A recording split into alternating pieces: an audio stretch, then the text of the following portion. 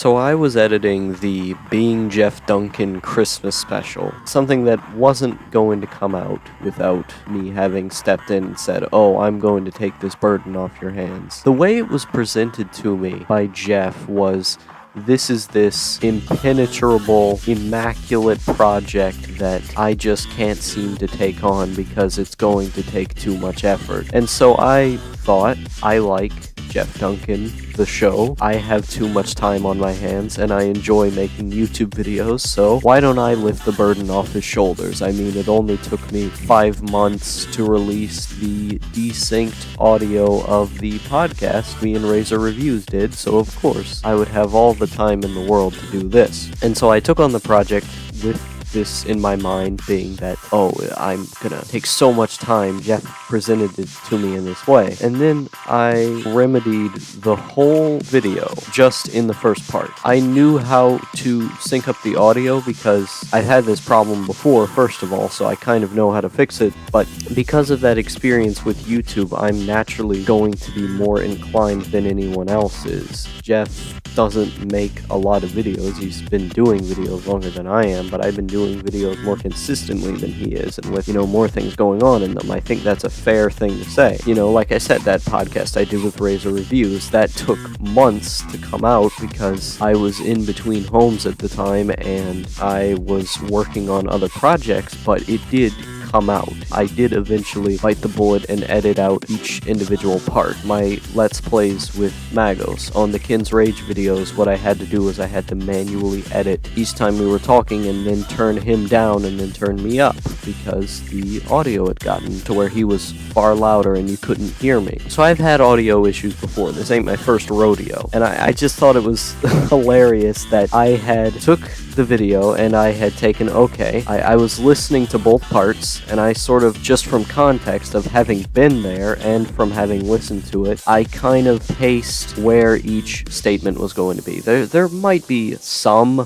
minor issues of, at this part, it kind of goes over his voice, or it kind of is desynced, but for a syncing job, the later part, everything seems to be on time with one another well enough. Everyone seems to be reacting to things well enough on time with one another, and syncing it up, it doesn't need to be just right. It just needs to be synced. And at the first part, there are some confusing aspects. There are some statements that are made where this is so esoteric that I'm not sure how this joke is supposed to lay over this other thing. I'm not sure, even with the context of looking at it, you still don't know just because the joke is so esoteric. So it makes it a bit hard to edit in that regard. And in that case, you just sort of have to bite the bullet of having overlap. But the later parts where things are more clear, where he's introducing everyone, that is a perfect syncing moment because you can look at the audio track and say, at this part there's quiet, so if there's quiet then there's naturally going to be a part where that other person is talking, right? So you take that audio clip and you put it there, and then you delete out all the silent parts that were there from it being desynced, and then you're left with this other audio track, or the rest of the audio track I should say, where it is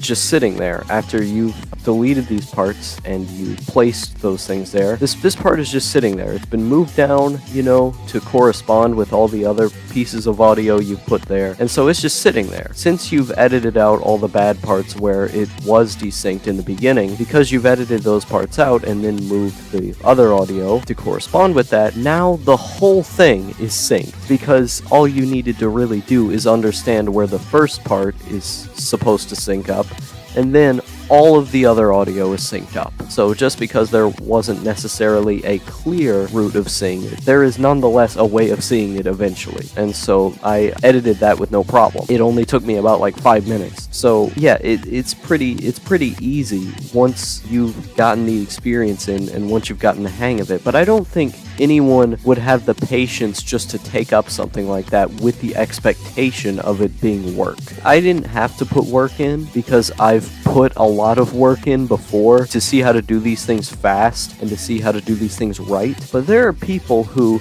they see the prospect of having to work on this thing for a long time as, nope, I'm not going to do that. This thing's just not going to exist. That's what Jeff was going to do until I said, oh, I'm going to take that up because I like this project. And because of that, this is a sort of strength. This is something that you can look at yourself and say, wow, I'm good at this thing. Wow, I'm doing good here. This is something other people can't do. And I don't think you should ever undervalue things that other people can't do that you can do. If can at all lead to work, something feasible, tangible, a project that exists in the world, that's something that is appreciable. And so I had this moment of realization when I was editing that Christmas special of I do things that most other people, especially my age, so it's not even taken into account just all people in general. For my age, I do way more things than people my age would be able to do, but just people in general. How many people do you think can just turn on an Audacity and speak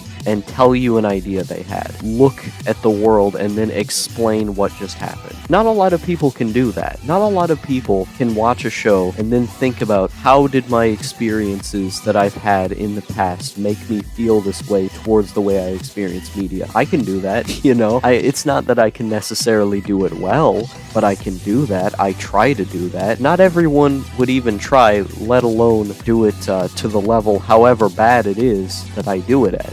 Especially at my age. So I think there should be that moment of appreciation for whatever you do. It doesn't even have to be YouTube. If you just identify as a creator or artist in any form, never devalue that you're doing something that other people don't have the patience to do or simply can't do. The fact that you can put a pencil down on paper and just have an idea and then go with that idea, you can take something in your head and make it reality, is amazing. It's a gift that you are able to do that. And as someone who heavily values people who can speak well and who can express their ideas, I am eminently thankful that I can do what I'm doing right now. And the same for editing. As someone who just generally values YouTube and visual audio presentation, I am very happy that I can edit the way I do, that I can just look at the timeline and realize, okay, here's the problem. Time to fix the problem. Now the problem's fixed. Being Jeff Duncan now exists. It really does make me happy. It just generally makes me happy that I'm able to do that. So I think there's a moment of appreciation there.